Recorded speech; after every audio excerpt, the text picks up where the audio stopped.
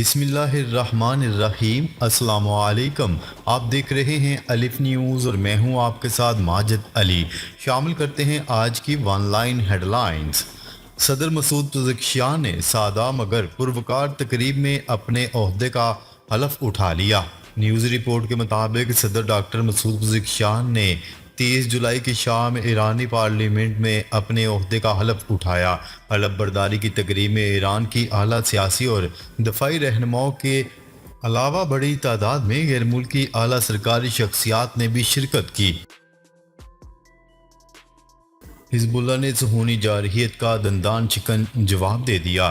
حزب اللہ نے صہیونی جارحیت کے جواب میں مقبوضہ شمالی فلسطین میں 8 صہیونی فوجی ٹھکانوں کو نشانہ بنایا۔ نیوز رپورٹ کے مطابق لبنان کی عوامی تحریک حزب اللہ نے مقبوضہ شمالی فلسطین میں ان صہیونی فوجی ٹھکانوں پر راکٹوں اور میزائلوں سے حملہ کیا۔ یہ حملے الجلیل اور اس کے اطراف کے علاقے میں فوجی ٹھکانوں پر کیے گئے، جبکہ راحب میں صہیونی حکومت کے مرکبہ ٹینک کو بھی تباہ کر دیا گیا۔ حزب اللہ لبنان نے الاباد، الملاکیہ، حدیب، یارین، قرنطینہ میں صہیونی فوجی ٹھکانوں کو نشانہ بنایا۔ اس سے قبل صہیونی ڈرون طیاروں نے بنت جلیل کے قریب کئی علاقوں پر جارحانہ حملے کیے تھے۔ صہیونی جارحیت کے جواب اور فلسطینیوں کی حمایت میں صہیونی فوجی اہداف کو نشانہ بنانا حزب اللہ لبنان کا شروع سے ہی اعلان رہا ہے، اور اس سلسلے کو جاری رکھتے ہوئے اس نے صہیونی فوجی اہداف اور صہیونی فوجیوں کے اجتماع کے مختلف مراکز اور اس طرح صہیونی فوجیوں کے جمع ہونے کے ٹھکانوں پر میزائلوں اور راکٹوں سے حملے کیے ہیں۔ غزہ پر اسرائیل کے زمینی اور فضائی حملے جاری، مزید 37 فلسطینی شہید، 73 زخمی۔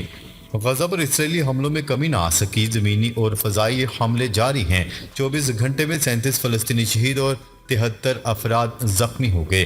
عرب میڈیا کی رپورٹ کے مطابق نصیرت پناہ گزین کیمپ پر صہیونی حملے میں 10 افراد شہید اور متعدد زخمی ہوئے۔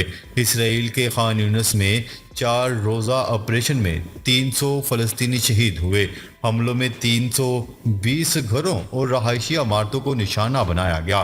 عرب میڈیا نے مزید بتایا کہ غزہ پر اسرائیل کی جنگ میں 39,400 فلسطینی شہید اور 90,996 افراد زخمی ہو چکے ہیں۔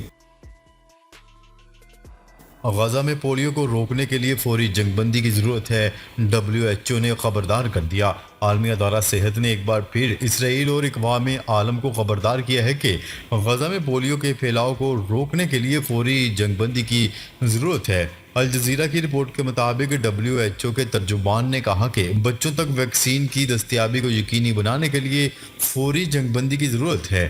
غزہ کی وزارت صحت کا بھی کہنا تھا کہ پولیو کی وبا کو پھیلنے سے روکنے کے لیے فوری مداخلت ضروری ہے۔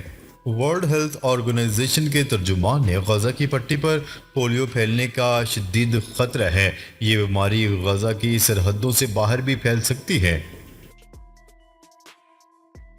اگر لبنان پر حملہ ہوا تو ایران کا اسرائیل کو دو ٹوک پیغام۔ اسرائیل کی جانب سے لبنان پر حملے کی تیاریاں جاری ہیں۔ ایسے میں ایرانی صدر مسعود پزیکشان نے اسرائیل کو واضح پیغام جاری کر دیا۔ بین الاقوامی خبرساز ادارے کی رپورٹ کے مطابق ایران کے نئے صدر مسعود پزیکشان کا اسرائیل کو خبردار کرتے ہوئے کہنا تھا کہ اسرائیل کی طرف سے گولان کی مقبوضہ پہاڑیوں کے نزدیک حملے کی آڑ میں حزب اللہ پر حملہ کیا گیا تو صہیونی اقتدار کی بڑی غلطی ہوگی۔ ایرانی صدر مسعود پزیکشان نے یہ انتباہ فرانس کے صدر ایمانوئل میکرون سے فون پر گفتگو کے دوران دیا۔ ایران کے نئے صدر نے ایرانی رہبر اعلیٰ علی خامنائی کی طرف سے ان کے بطور صدر منتخب ہونے کی توثیق کے بعد اپنی ذمہ داریاں اتوار کے روز باضابطہ سنبھالنی ہیں۔ اسرائیل لبنان میں حزب اللہ پر حملے کے لیے تیار، پروازیں معطل، غیر ملکیوں کا انخلاء شروع۔ اسرائیلی طیاروں کی غزہ کی رہائشی علاقوں پر بمباری سے 24 گھنٹوں کے دوران مزید 70 سے زیادہ فلسطینی شہید ہو گئے۔ غیر ملکی میڈیا کی رپورٹ کے مطابق اسرائیلی ٹینکوں نے جنوبی غزہ میں پیش قدمی بڑھا دی ہے۔ جنوبی غزہ میں اسرائیلی فوج کو فلسطینی گروپوں کی سخت مزاحمت کا سامنا ہے۔ اس دوران کئی اسرائیلی ٹینک تباہ کر دیے گئے اور ایک اسرائیلی فوجی بھی مارا گیا۔ اسرائیلی وزیر اعظم نیتن یاہو گولان کے گاؤں مجدل الشمس پہنچے تو عوام مشتعل ہو گئے۔ گئے، نعرے لگائے۔ نیتن یاہو نقصانات کے جائزے اور مرنے والے یہودیوں کے لواحقین سے تعزیت کے لیے گئے تھے۔ خطاب کرتے کہا، میزائل حملوں پر جوابی کارروائی ناگزیر ہے، ہمارا حزب اللہ کو جواب سخت ہوگا۔ ترجمان وائٹ ہاؤس نے کہا کہ اسرائیل کو دفاع کا مکمل حق حاصل ہے۔ کم جونگ ان کی صحت بگڑنے کی وجہ سے ان کی بیٹی کو بطور رہنما تربیت شروع کر دی گئی۔ شمالی کوریا کے رہنما کم جونگ ان کی صحت بگڑنے کی وجہ سے ان کی بیٹی کی بطور رہنما شمالی کوریا تربیت شروع کر دی گئی۔ جنوبی کوریا کی خفیہ ایجنسی کا دعویٰ ہے کہ جنوبی کوریا کی خفیہ ایجنسی کے مطابق کم جونگ ان کو ہائی بلڈ پریشر اور شوگر ہے، جس کے لیے بیرون ملک سے ان کی ادویات منگوائی جا رہی ہیں۔ جنوبی کوریا کی خفیہ ایجنسی نے دعویٰ کیا ہے کہ کم جونگ ان کی بیٹی کو ملک کا سربراہ بنانے کی تیاریاں شروع کر دی گئی ہیں، انہیں باقاعدہ تربیت دی جا رہی ہے۔ تیل اسمگلنگ، ایک ہفتے میں دوسرا آئل ٹینکر ایران نے قبضے میں لے لیا، بھارتی عملہ بھی گرفتار۔ ایرانی پاسداران انقلاب نے خلیجی علاقے میں ایک آئل ٹینکر کو روک کر قبضے میں لے لیا۔ اس کے عملے کے 9 ارکان کو حراست میں لیا گیا ہے۔ اس طرح کے کسی آئل ٹینکر کو ایک ہفتے کے دوران پکڑنے کی ایران کی یہ دوسری کارروائی ہے۔ آئل ٹینکر کے بارے میں کہا جا رہا ہے کہ اسے تیل کی اسمگلنگ کے لیے استعمال کیا جا رہا تھا۔ ایرانی پاسداران انقلاب کو بحری حدود میں سرگرمیوں کے سلسلے میں اس ادارے نے تقریباً ایک ہفتے کے دوران دوسری بار مبینہ طور پر اسمگلنگ میں ملوث ٹینکر کو روک لیا ہے اور عملے کو حراست میں لے لیا۔ وینزویلا کے عوام نے صدر نکولس مادورو کی جیت مسترد کر دی، عالمی سطح پر انتخابی نتائج پر شک کا اظہار۔ غیر ملکی خبرساں ادارے کی رپورٹ کے مطابق جنوبی امریکی ملک وینزویلا میں انتخابی نتائج کے اعلان کے بعد مظاہرے پھوٹ پڑے۔ عوام نے صدر نکولس کے تیسری مدت کے لیے انتخابات جیتنے کے نتائج کو ماننے سے انکار کر دیا۔ عوام سڑکوں پر نکل آئے ہیں اور صدر مادورو کی کامیابی کے خلاف احتجاج شروع ہو گیا۔ دارالحکومت کے مختلف علاقوں میں عوام اور پولیس کے درمیان شدید جھڑپیں جاری ہیں، کئی رہنماؤں کے مجسموں کو گرا دیا گیا۔ سیکیورٹی فورسز نے مظاہروں کو منتشر کرنے کے لیے آنسو گیس اور ربڑ کی گولیاں استعمال کی۔ مظاہرین نے صدر مادورو کے پوسٹر پھاڑ کر جلا دیے، جبکہ ٹائروں، کاروں اور کچرے کو بھی نظر آتش کیا گیا۔ کیملا ہیرس کی عرب امریکی ووٹرز کی حمایت کے لیے کوششیں تیز۔ امریکہ کی سرفہرست ڈیموکریٹک صدارتی امیدوار کیملا ہیرس نے پانسا پلٹنے والی ریاستوں میں عرب امریکی ووٹرز کی حمایت حاصل کرنے کی کوششیں تیز کر دیں۔ امریکی میڈیا کی رپورٹ کے مطابق کیملا ہیرس کو یقین ہے کہ ریاست میشیگن میں کامیابی کے لیے عرب امریکی ووٹرز کی حمایت لازمی ہوگی، کیونکہ سب سے زیادہ عرب امریکی اسی ریاست میں مقیم ہیں۔ افغانستان میں طالبان انتظامیہ نے 14 افغان سفارت خانوں سے قطع تعلقی کر لی۔ افغانستان کی طالبان انتظامیہ نے زیادہ تر یورپی ممالک کے سفارت خانوں پر مشتمل 14 افغان سفارت خانوں سے قطع تعلقی کا اعلان کر دیا۔ طالبان عبوری حکومت کی وزارت خارجہ نے بیرون ملک میں مقیم افغان شہریوں کو مخاطب کر کے جاری کردہ بیان میں کہا ہے کہ 14 افغان سفارت خانے اور قونصل خانے، جن میں سے زیادہ تر یورپی ممالک میں خدمات انجام دے رہے ہیں، مرکزی حکومت کے ساتھ تعاون نہیں کر رہے۔ بیان میں کہا گیا کہ ہماری انتظامیہ نے بیرون ممالک میں مقیم افغان شہریوں کے کاموں میں سہولیات پیدا کی ہیں اور اس معاملے میں خاص طور پر یورپی ممالک کے افغان سفارت خانوں اور قونصل خانوں کو مرکزی حکومت کے ساتھ تعاون کرنے کی تنبیہ کی گئی ہے۔ چین سے کشیدگی، امریکہ کا فلپائن کے لیے فوجی امداد کا اعلان۔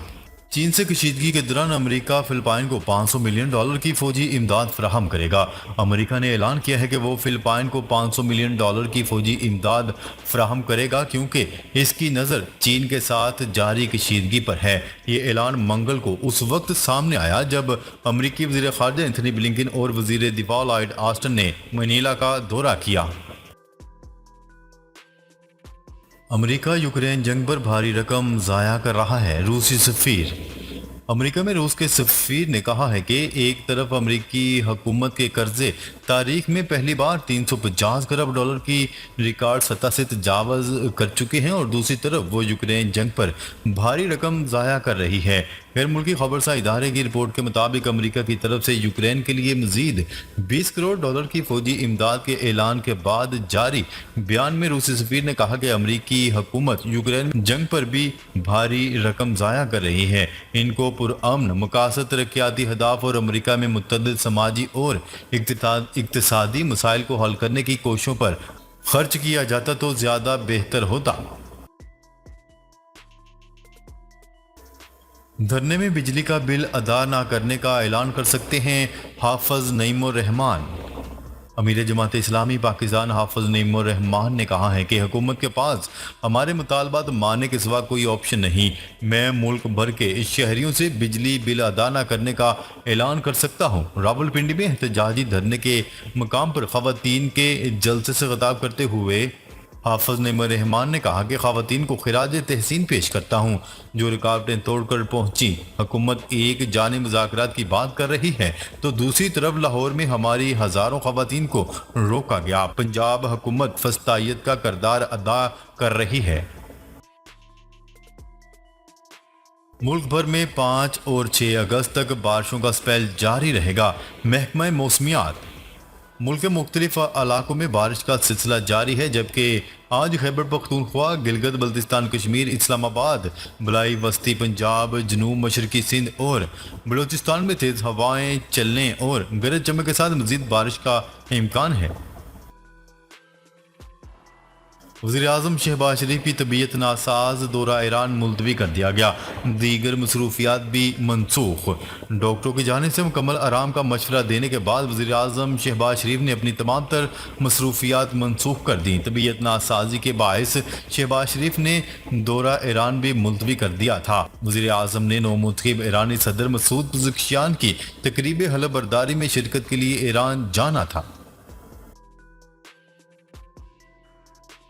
امریکہ کا قومی قرض تاریخ میں پہلی بار 350 کروڑ امریکی ڈالر سے تجاوز کر گیا۔